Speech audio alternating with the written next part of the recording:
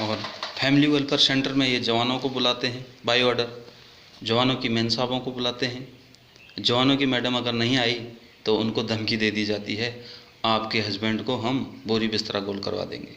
ये कौन सा लैंग्वेज, कौन सी भाषा है?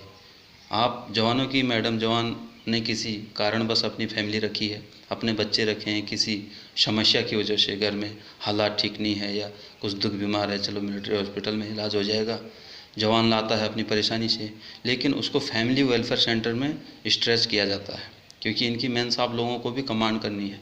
इनकी मेन साहब लोगों को कमांड करने के लिए चाहिए, क्योंकि घर में खाना बनाने के लिए जवान है, जूता पॉलिश करने के लिए जवान है, घर की सफाई करने के लिए जवान है। 20 से 25 से 30 जवान तक इनके घरों में लगे रहते हैं, जो कि एक सबसे बड़ा घोटाला है, सबसे बड़ा भ्रष्टाचार है। इस पर कोई नज़र नहीं रख रहे लोग, इस पर कोई बोलने को खुश नहीं है, लेकिन हम बोलेंगे, हम छोड़ेंगे नहीं। इनकी मेन साहबों की जो दादागिरी सेना में चल रही है अफसरों की, इन अफसरों ने अपनी मेन साहब लोगों को आगे कर रखा है। कहीं भी अगर कोई वीआईपी अफसर आता है तो जूनियर अफसर अपनी मेन साहब को, लोगों को वहाँ रिसेप्शन में भेज देंगे। इस प्रकार से इन लोगों ने अपनी एक यूनिटी बना रखी है। सीनियर अफसर से जूनियर अफसर तक सब एक हैं, ये मिले हुए हैं। इन्होंने सेना के अंदर फैमिलीवाद फैला रखा, परिवारवाद फैला रखा है।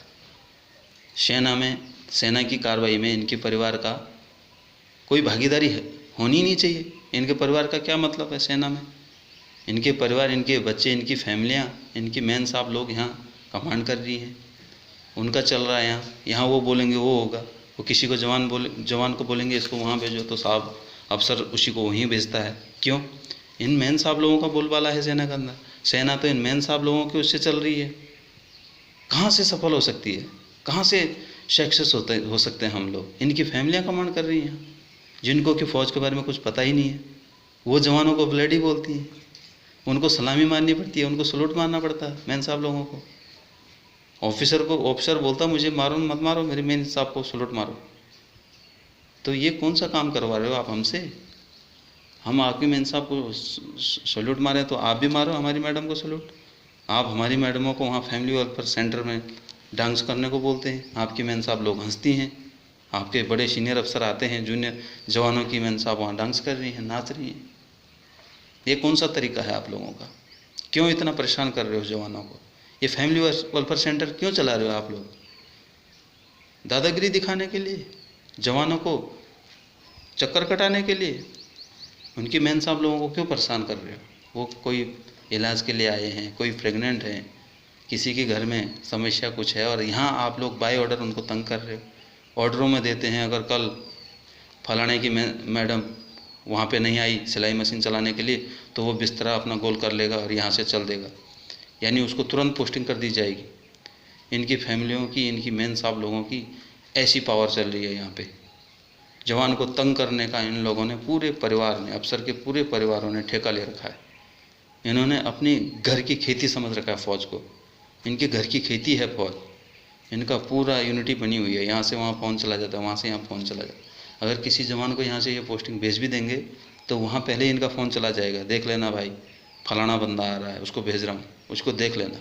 इसका क्या मतलब होता है? इसके मतलब जवानों को अफसरों से खतरा है, जवानों को अफसरों से खतरा है। इनकी यूनिटी बनी हुई है, जवान कुछ बोल नहीं सकता इनको, अपने हक की लड़ाई भी जवान नहीं लड़ सकता। इनकी मेन साहबों की चमचागिरी करो। इनके लिए गाड़ियाँ लागू हैं, एक फ़ोन करती हैं 2 सेकंड के अंदर इनके पास गाड़ी पहुंच जाती है। ऐसी हालत कर रखी है इन्होंने फ़ौज की। यह हालत है आज सेना की। जवान गाड़ी मांगेगा नहीं मिलेगी, जवान को गोली भी लग जाएगी ना तब भी गाड़ी नहीं मिलती।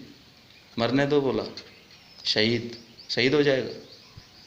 लेकिन मेन साहब बोलेगी मेरे पेट में दर्द है तो 2 सेकंड में गाड़ी आ जाएगी। इनकी मेन साहब को प्रायोरिटी है, जवान को प्रायोरिटी नहीं है, जबकि हकीकत में भारत सरकार जवान को दे रही है, इनकी मेन साहब लोगों को नहीं।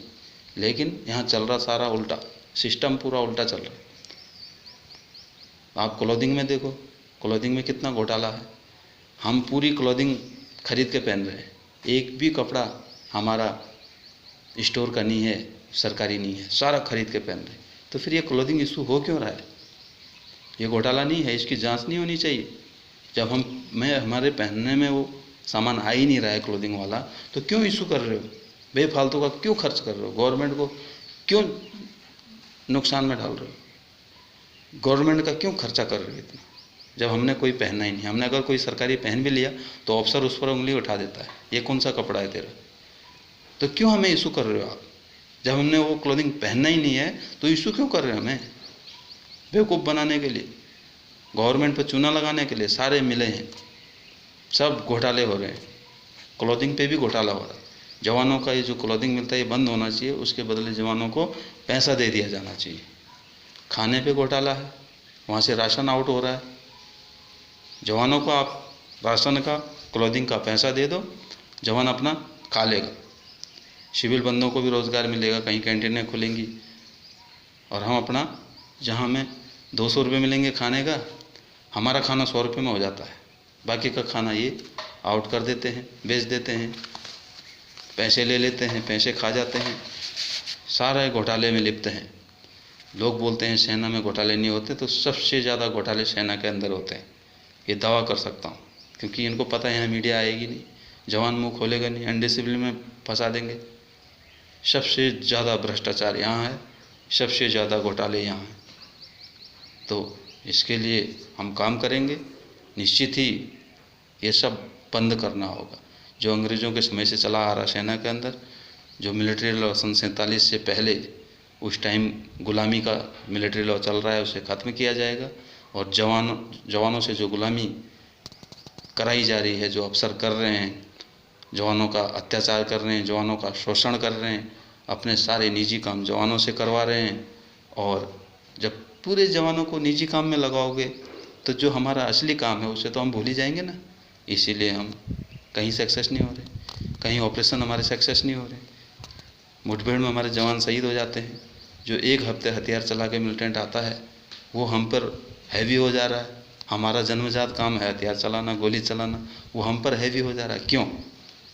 इसका कारण यही है, सेना में प्रोजेक्ट ज़्यादा हो गए, स्कूल ज़्यादा हो गई, कैंटीनें ज़्यादा हो गई, बंगलों में सेना के जवान भरे हुए हैं, इनके रिश्तेदारों में सेना के जवान घूम रहे हैं। इस वजह से जवानों का जो हकीकत काम है वो उन्हें नहीं दिया जा रहा है। इस वजह से वो उस काम को भूल के और वहाँ जब जाते हैं तो धोखा खा जाते हैं। तो ये सब चीज़ें, सेना का निजीकरण बंद होना चाहिए।